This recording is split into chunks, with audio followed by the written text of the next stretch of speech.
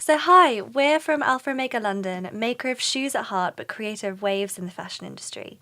We started this podcast series to tackle head-on the current issues that matter in the society we live in today and get honest views from the mouths that matter. So in this series, we're discussing how fashion over the years has frolicked with its association with revolutionary causes and social injustices, revolutionising both the industry and the way we view gender in a post-industrialised world. So tackling this discussion, this series, is Tamara, Nazina, Priyanka, Kate. Okay, so in episode 1, we're kicking off with asking the question, how much of a key role does gender play in forming our identities?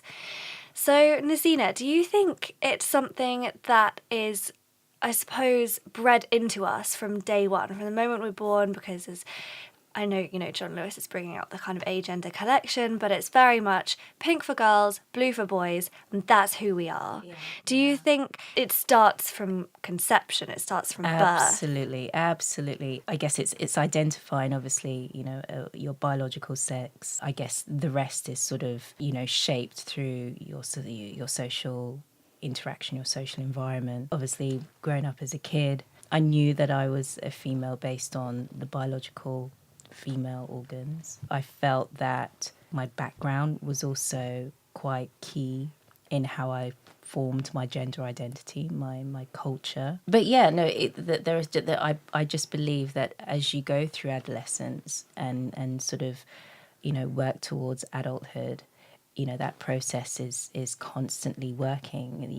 You're looking for constant affirmations. I think beauty as well. I don't know if anyone can sort of agree with me, but beauty had always been something as a female, when you're young and impressionable, you sort of associate with, or you're believed to sort of see women as being particularly beautiful or men being chiseled and strong. I don't know. I think for me, it's just inbred into us to think that way. So when you're younger, little girls play with Barbie dolls and then the guys play with their like action men and cars and stuff like that. It's so, and I know now it's far more topical and they're kind of, there's blurring the lines between the ranges and there can't be girls and boys sections in toy shops anymore and it all has to be very much a gender and fluid. But I think that especially from like our generation and when I grew up, I know that in my head, it's very clear divide between being a girl and being a boy. And I think it's very easy to see why nowadays, typically the boys do the banking and the science and the girls do the pretty things, because that's essentially what we learned when we were kids. It's less because you're a girl, you have to play with this. And it's more, you can do anything you want. If you want to play with the doctor set and be the doctor, be the doctor. And I think it will be interesting to see how that changes the next wave of generation, because if you're inbred from the beginning that gender isn't as much of your identity as you think it is, who knows what that generation will be like. But, I know how much I agree with that, because for me, when I was a kid, in school, as soon as you enter school, you're made to stand in lines of either girls or boys. And as you grow up, like, for example, I was too much into freestyle dancing in school, and I always had short hair, so I apparently looked like a boy. So every girl would have a boy partner to dance with, but I always had a girl partner because I look like a boy. So that's when I realized that, okay, there is a huge difference. I mean, if I look like a boy, I'll be asked to dance like a boy. And even later, like during my teenage days, every time I would go out, hang out with my friends, my parents would call me at like 9 in the evening and ask where you are and why aren't you home? You need to be home early because you need to take care of yourself. Have you carried your pepper spray with you? You're alone. And my brother, who's a teenager, does not get such questions. And, even at work the other day, I think last year at a company where I was working, my colleague told me, because there was a dispute with one of our suppliers, he said, let me go and speak to them. It'll be a man-to-man discussion and we have to solve this.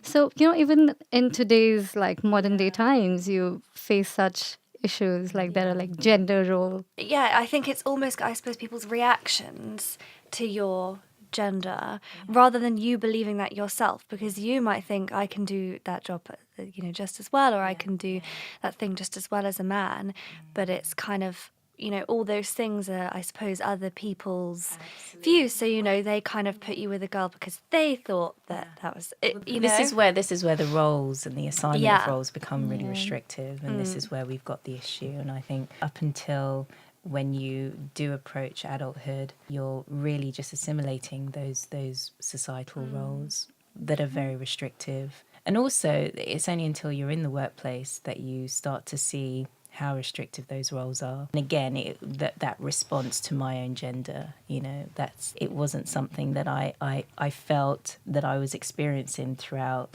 you know, sort of school or university as such. But yeah, going into the workplace, you know, the roles just seem so much more just intense. Yeah, it's kind of a dramatized version, I suppose. And then talking kind of sitting at this table, do we feel that our identities have been, I mean, because we're all girls here, so do we feel that our identities are, you know, I suppose, shaped by our sex? Kate, what do you think about that? Do you feel like that I don't know, does being a woman play into your identity, or would you be who you are regardless of the sex you were? I think it's a massive part of who I am. I probably haven't realised how much. It's only until I've got older. It's not something I ever thought about growing up particularly. I mean, like we were saying, when I was a kid, I was dressed in yellow, not pink or blue or anything like that. And I had 50% boys' toys, 50% girls' toys.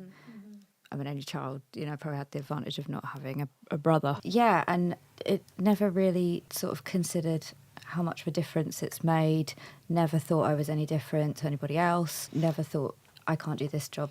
I have to do this job. This is, you know, this is what girls do. Never ever thought like that. And it's only because I've got older and what we were saying about other people's views imparting on you and realising how you're seen because you're a woman.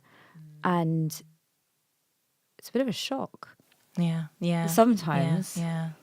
Because I don't see myself like that. But then there is, you know, obviously a huge part of it, you know, possibly the things I choose, sometimes the things that I wear, maybe more of how I like to spend my time and stuff, and perhaps I haven't appreciated that actually a lot of that, although you kind of feel there's not been a massive influence in my childhood one way or the other, I think it kind of just sort of permeates a bit. You sort of absorb it by osmosis. Yeah, definitely. And you don't really realise it's happening. It's quite subtle. And Nazina, same question really. Do you feel that your identity is largely formed by your sex, your gender? To be fair, I mean, we should all be empowered by our gender identities, and I think some more than others, I've realised, are able to do that. And speaking personally, yes, you know, I've gone through that cycle of feeling incredibly empowered, but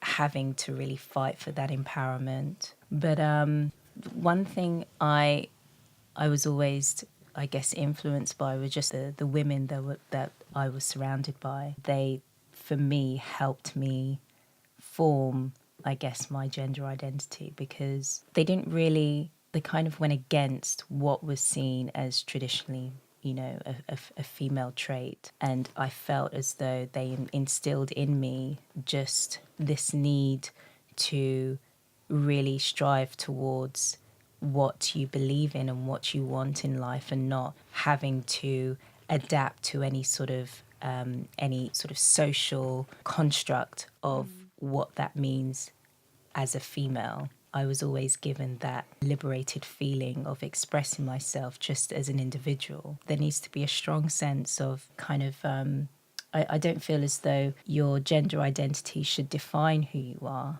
but I think it should be a big part of how you see yourself.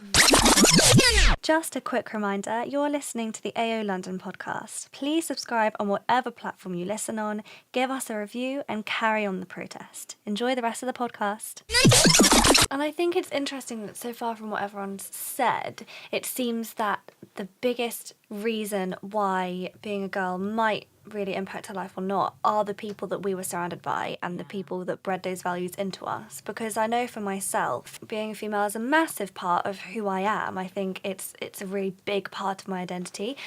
but also not, I suppose, not in the typical sense. I mean, I've been surrounded by very strong women my whole life, you know, very much independent, like either been widowed or divorced, or a lot of single women bringing up their children alone. And I think that's had a massive impact because from probably the age of about 4 or 5, I saw that a woman can do essentially anything.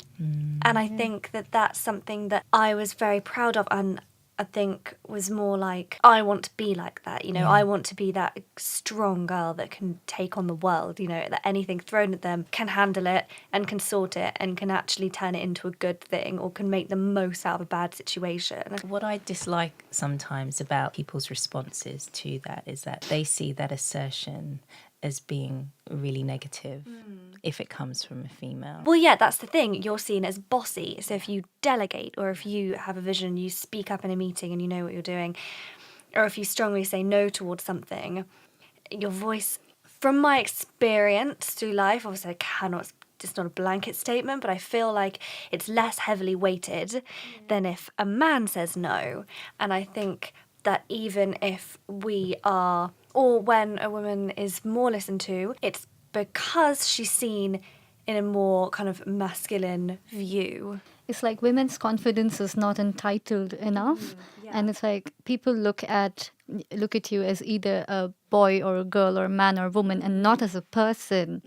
And I mean, for me as well, like, I've had, my family's been very supportive throughout, fortunately, but I know a lot of people who haven't gotten the opportunity to study further, to work for long. They're forced to get married early and things like that. And it's quite sad to see how your gender really defines your life. Which I definitely think is more, like you said, more prevalent in countries and others, because I think, I mean, let's be real here, like in the UK, we've got way more opportunities and it's much less, I mean, it to the point now that you're almost more likely to get into a man's world because you're kind of the diversity vote. So it's actually like in the complete other end of the spectrum. And I think we are kind of having a time where the women are gaining so much momentum and so much more power, but it's still the idea, despite the fact of like the pendulum now is in our favour, it's still we're still talking about like how we are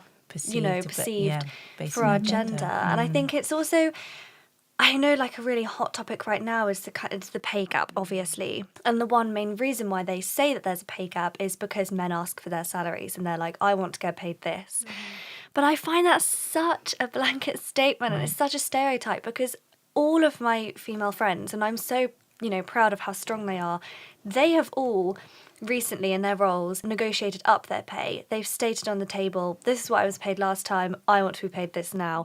And I don't think it's to do with gender, I think it's to do with confidence. And sadly, because of how we're perceived, a lot of women don't have much confidence because they think that they shouldn't. So I guess what we've learnt from this pretty brief discussion of gender forming our identities is that it starts from conception, from day one. Whether you're a girl or a boy, you're judged upon that identity. Absolutely. And it's your surroundings as well. It's, as you're going through the process of maturing through adolescence up until adulthood, you're basically forming, this identity. And I guess once you reach adulthood, it's pretty much the way people respond to your gender, which you're processing, even up until this day, I'm still processing the way people respond to my gender. Yeah, and I think it's like your reaction, it's like action reaction. Absolutely. If people project their views of what